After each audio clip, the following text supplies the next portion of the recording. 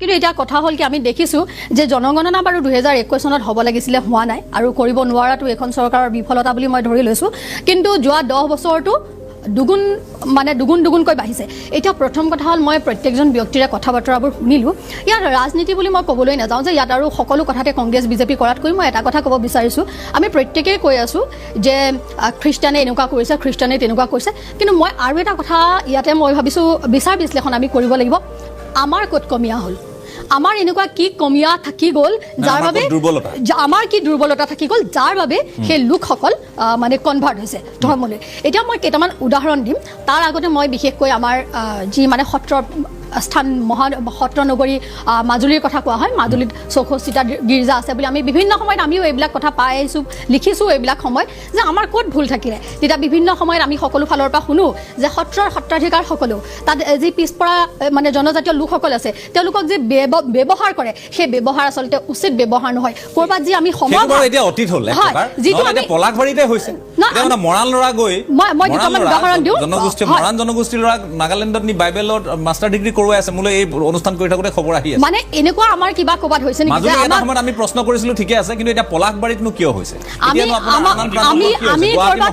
আমি ক'ৰবাত এনেকুৱা কৰিছোঁ নেকি যে আমি সমভাৱে মানে সকলোকে চাব পৰা নাই যাৰ কাৰণে এনেকুৱা হৈছে সেই কথাটো আমি চাব লাগিব আৰু 2 নম্বৰ কথাটো হৈছে আপোনালোকে এটা কথা চাব মই আৰু এটা উদাহৰণ দিব খুজিছোঁ মই এটা কামত বিশেষ কামত অৰুণাচললৈ যাওঁতে তেতিয়া মই তাৰ এজন উচ্চপদস্থ বিষয়াক লগ পাইছিলোঁ বৌদ্ধ ধৰ্মী তেতিয়া মই দালাই লামা গৈছিলে আমাৰ আগদিনাখনি মই তেতিয়া তেখেতলোকক সুধিলোঁ যে আপোনালোকৰ ইয়াত কিমান শতাংশ মানুহ বৌদ্ধ ধৰ্মীৰ লোক আছে তেতিয়া তেখেতে ক'লে যে অতি পৰিতাপৰ কথা বৌদ্ধ ধৰ্মৰ মানে পৰিসংখ্যাটো একেবাৰে কমি আহিছে মই বোলো ইয়াৰ মুখ্য কাৰণ কি খ্ৰীষ্টান ধৰ্মাৱলম্বী লোকসকল যে ইমান আগবাঢ়ি গৈছে বৌদ্ধ ধৰ্মৰ লোকসকল যে নাই তাৰ কাৰণটো কি তেতিয়া তেখেতে ক'লে যে যেনে ধৰণৰ বৌদ্ধ ধৰ্মৰ প্ৰচাৰকসকলে আহি ইয়াত ধৰ্মটোৰ ওপৰত চৰ্চা কৰিব লাগিছিলে মানুহৰ মাজত প্ৰচাৰ এটা মানে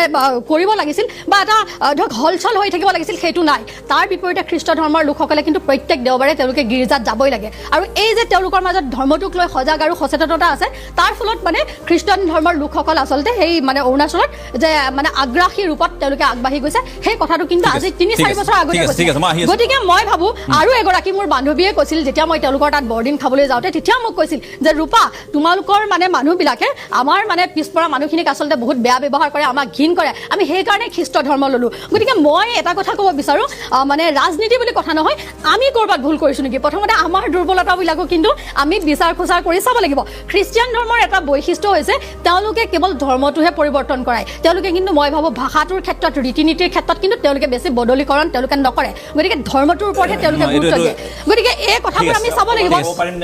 এক মিনিট পুনৰ কৈছোঁ হয় নিশ্চিতভাৱে অত্যন্ত গুৰুত্বপূৰ্ণ এটা বিষয় আপুনি আলোচনাৰ কাৰণে লৈছে যদিও অকণমান চেঞ্চিটিভ আৰু আপুনি অত্যন্ত তথ্য সহকাৰে গোটেই বিষয়খিনি আচলতে উপস্থাপন কৰিছে মই আপোনাক আন্তৰিক ধন্যবাদ জ্ঞাপন কৰিছোঁ বিষয়টো গুৰুত্বপূৰ্ণ সংবেদনশীল কিন্তু আমি আলোচনা কৰিব লাগিব এখন সভ্যতা আৰু সংস্কৃতিৰ যিটো পৃষ্ঠপোষকতা ভাৰতীয় সভ্যতা সংস্কৃতিৰ প্ৰতি এই পশ্চিমীয়া এই ঔপনিৱেশিক শক্তিৰ যিটো আগ্ৰাসন স্বাধীনতাৰ আগৰ পৰাই চলি আছিল যিটো মেকলে কৈছিলে যে তেওঁলোকৰ অবজেক্টিভ বা এইমটো হৈছে to create a class of people who would be Indian by birth and color but western in taste and moral values so এই অবজেক্টিভেৰে তেওঁলোকে কাম আৰম্ভ কৰি আমাৰ সংস্কৃতিৰ পৰা আমাৰ ভূমিপুত্ৰসকলক আঁতৰাই নিয়াৰ প্ৰয়াস দীৰ্ঘদিন ধৰি কৰি আহিছে এক ধৰণৰ সাংস্কৃতিক বিচ্ছিন্নতাবাদ বা সাংস্কৃতিক ঔপনিৱেশিকতাবাদৰ পৃষ্ঠপোষকতা কৰি আহিছে যি ভাৰতীয় সভ্যতাই বিজ্ঞান প্ৰগতিৰ জয় জয়কাৰ কৰি আহিছে যুগ যুগ ধৰি পেলাই সেই সভ্যতাৰ প্ৰতি এক ভাবুকিৰ সৃষ্টি কৰিব খুজিছে আজি জনজাতি সমাজখনে যি যুগ যুগান্তৰ ধৰি যি প্ৰকৃতি উপাসনা কৰি আহিছে আজি পঞ্চভূত তত্ত্বৰ উপাসনা কৰিছে সেই শিপাৰ পৰা আজি তেওঁলোক আঁতৰাই নিয়াৰ এক প্ৰয়াস বা প্ৰচেষ্টা দেখা পোৱা গৈছে আজি কিছুমানে আমাৰ সমাজত থকা বৈষম্যৰ কথা ক'ব খোজে খ্ৰীষ্টিয়ান সমাজত 1000তকৈ অধিক ডিনমিনেশ্যন আছে আৰু খ্ৰীষ্টিয়ান সমাজত আমাৰ জনজাতি সমাজক সন্মান আছে নেকি মৰ্যাদা আছে নেকি উত্তৰ নাই ঐতিহাসিক তথ্যৰ ভিত্তিতে মই কথাটো ক'ব খুজিছোঁ a memoir of the late David Scott Adam হোৱাইটে লিখা কিতাপত তাত কি লিখিছে তেওঁলোকৰ দৃষ্টিভংগী কেনেকুৱা আছিল মই ৰাইজৰ জ্ঞানতে জনাব খুজিছোঁ জনজাতি সমাজৰ প্ৰতি দৃষ্টিভংগী চাব কেনেকুৱা কৈছে in a word a Garo never would listen to reasons until he had been beaten অৰ্থাৎ তেওঁলোকক প্ৰহাৰ কৰি পিটি পেলাই তেওঁলোকক শিকাব লাগিব তেওঁলোকক তেনেকুৱা ধৰণে এই ব্ৰিটিছসকলে তেওঁলোকৰ ওপৰত মতামত ব্যক্ত কৰিছিলে মিছনাৰীসকলৰ কীৰ্তিকলাপ আমাৰ ইয়াত প্ৰশংসা কৰা হয় কিন্তু মিছনাৰীসকলৰ হিডেন এজেণ্ডাটো কি আছিলে মিছনাৰীসকলে কৈছিলে আৰু কি বুলি কৈছিলে যে আমাৰ জনজাতি সমাজ খাচী গাৰো কি বুলি কৈছিলে that people in a rude state of civilization এই মানুহৰ কোনো সভ্যতা নাছিলে জানুৱাৰ আছিলে বৰ্বৰ আছিলে এনেকুৱা কথা তেওঁলোকৰ গ্ৰন্থত লিখি থৈ গৈছে গতিকে জনজাতি সমাজৰ প্ৰতি তেওঁলোকৰ দৃষ্টিভংগী হলিষ্টিক এপ্ৰ'চ যে কোনো কাৰণে নাছিলে সেইটো কথা স্পষ্ট মাত্ৰ এক ধৰণৰ পলিটিকেল অস্থিৰতা সৃষ্টি কৰিবলৈ আমাৰ সমাজৰ পৰা আমাৰ মানুহক আঁতৰাই নিছে শংকৰদেৱৰ কীৰ্তন আমাৰ লগত আছিল আমাক নোৱাৰিলে সেইকাৰণে জনজাতি সমাজলৈকে গুচি গ'ল আৰু এই অপ্ৰিয় সত্য এইটো কথা হ'ল যে বেৰিয়াৰ এলুনিয়ৰ নিচিনা মানুহক যেতিয়া পৃষ্ঠপোষকতা কৰিছিলে পণ্ডিত নেহৰুৱে এক ধৰণৰ ধৰ্মীয় আগ্ৰাসনক পৰোক্ষভাৱে পৃষ্ঠপোষকতা কৰা হৈছিলে মই তথ্যৰ ভিত্তিতে কথাটো ক'ব খুজিছোঁ কেনেকুৱা আজি স্বাধীনতাৰ পিছৰ পৰাই মই গোটেই তথ্যবোৰ অধ্যয়ন কৰি দেখিলোঁ অসমৰ গোৱালপাৰা জিলাত স্বাধীনতাৰ পিছতে আপোনাৰ দেখিব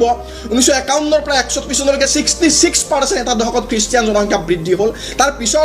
দশকটোত 54% জনসংখ্যা বৃদ্ধি হ'ল ভয়াৱহ আপোনাৰ জনসংখ্যা বৃদ্ধি আপোনাৰ নগাঁও জিলাত এটা দশকত জনসংখ্যা বৃদ্ধি হ'ল খ্ৰীষ্টান জনসংখ্যা 66% যি সময়ত মই আন কিছুমান তথ্য গোটেইবিলাক দিব নাযাওঁ বহুত সময় লাগিব